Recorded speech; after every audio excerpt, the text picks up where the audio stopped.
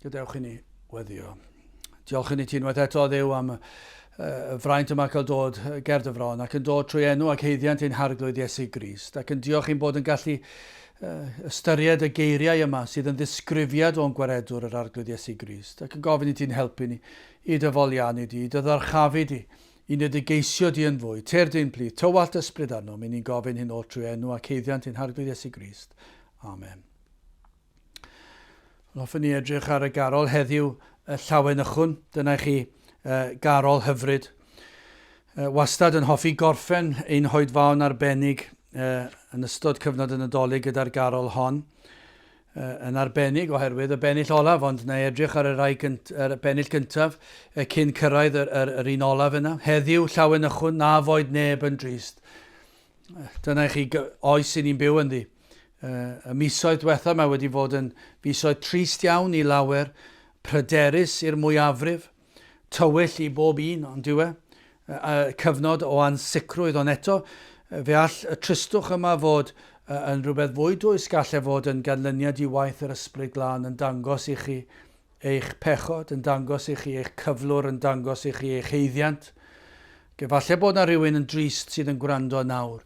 Wel, gwrandewch, heddiw llawen ychwn. Na foed neb yn drist. Mae yna reswm i chi beidio fod yn drist. Yn aml iawn pan ydych chi'n clywed pobl yn dweud hynny, ar sail beth maen nhw'n dweud hynny. Mae'n anodd dweud ambell waith yn dydyn nhw. Yn diwe, achos mae pobl yn gallu rhoi rhyw fath o addewid, ond mae'n addewid gwag. Mae'n dweud, o, fydd popeth yn iawn. Ond sut fydd popeth yn iawn? Sut ych chi'n gwybod fydd popeth yn iawn? Ac ych chi'n meddwl, o ble maen nhw wedi cael y fath syniad o hynny, o bawdurdod sydd ganddyn nhw i ddweud fydd popeth yn iawn. Ond mae'n wahanol pan ni'n sôn am yr Efengil. Heddiw llawen ychwn, na foed neb yn drist. Mae yna reswm gallwn ni ddweud hynny yn hyderus. Mewn carolau seiniwn foliant Iesu Grist. Dyma ddydd ei eni.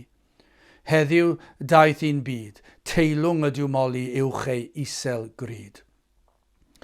O na fyddwch chi yn gallu ymuno gyda'r côr anferth honno, y rhai sydd yn dod am moliant i Iesu Grist, mewn carolau seiniwn foliant Iesu Grist. O na fyddwch chi'n ymuno yn y mawl, yn y canu yma o'r galon, yn diolch iddo, i fod wedi dod yn ei o dristwch i lawenydd. Os yna rhywun sy'n drist, wel, yr hyn i ni'n sôn amdano fan hyn yw fod modd i chi fod yn llawen. Nid hapus fel mae'r byd yn sôn am hapusrwydd, ond yn llawen yn yr enaid. Bod heddwch yn yr enaid. Fod sicrwydd cadwedigaeth ganddoch chi. Fod pwrpas i fywyd ganddoch chi. Dyna chi hapusrwydd, dyna chi lawenydd. O, mae yna achos i chi beidio fod yn drist. Gadewch ar yr ail bennill, heddiw ganed ceidwad i holl y ddynol rhyw. Dyna pam i ni canu'r carolau yma. Mae yna rhywbeth sentimental iawn am gyfnod y Nadolig, lle mae pobl yn licio canu carolau, dyn nhw ddim wedi canu emyn trwy'r flwyddyn. Ond mae yna rhywbeth am garol, rhywbeth am y Nadolig, pawb yn neis i'w gilydd am ddiwrnod neu am gyfnod, ond rhegion i'n gilydd, partion ac pob math o beth yn digwydd cyfnod y Nadolig. Ond yr heswm i ni'n cofio'r Nadolig, heddiw ganed ceidwad, gwaredwr a chibwr i holl ddynol rhyw.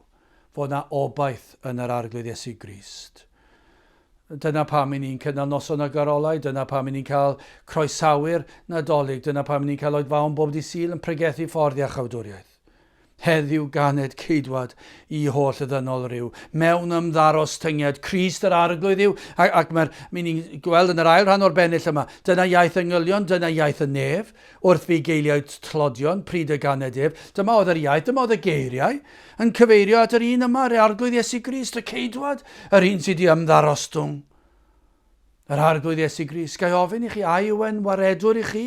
A yw e'n geidwad i chi? A yw e'n arglwydd? A sylwch, mae'r ddoi beth yna'n mynd ei gilydd. Mae'r Iesu yn geidwad ac yn arglwydd. Os nad yw e'n arglwydd ar eich bywyd chi, yna dyw e ddim yn geidwad i chi. Mae hwnna'n sicr. Chi ddim wedi deall. Proffes wag sydd ganddo chi. Os nad ydych chi'n plygu lawr, ger ei fronau ac yn ifydd i'r arglwydd Iesu Grist fel brenin, fel un sy'n rheoli eich bywyd.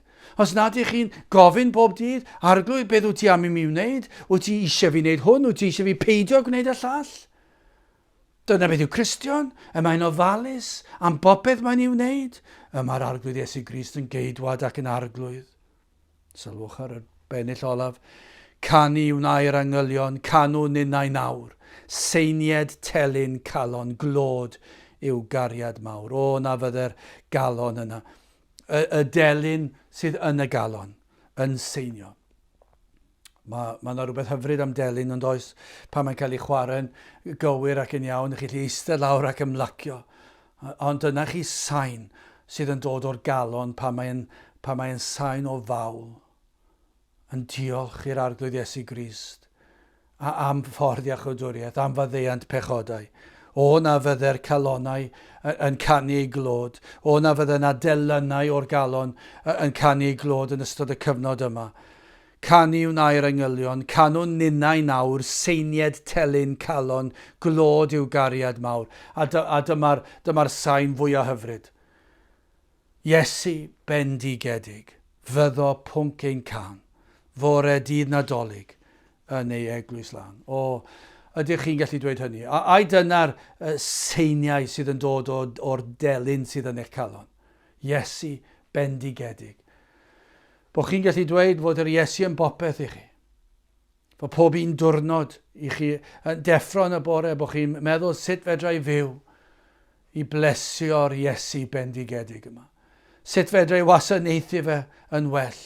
Sut fedra i ddyrchafu fe yn well. Sut fedra i foliannu fe yn well. Sut fedra i blesio fe yn well. Sut fedra i brofi bresenoldeb yn fwy.